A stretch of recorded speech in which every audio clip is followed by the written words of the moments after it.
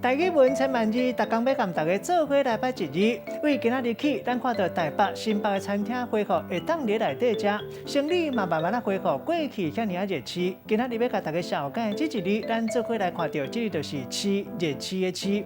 这日市就是买卖交易的所在，像咱讲菜市啊。另外人口较济、工商较发达的所在，咱讲都市。买卖情形若较热，生理真好，咱讲真抢市、真热市、真正市。古早讲到文市，有人是用这个文，也就是门的文音，意思是讲有店面伫咧买卖。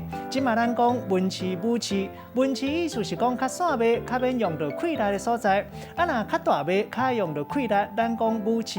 带大家做伙来小解两个词。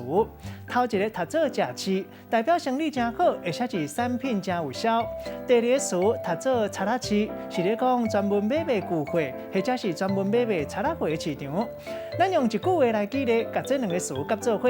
譬如讲，高雄盐埕埔古早茶拉市真出名，真侪水手拢会甲水货摕来遮买卖生理，特别食市。今仔日小解这一日市提供予大家参考。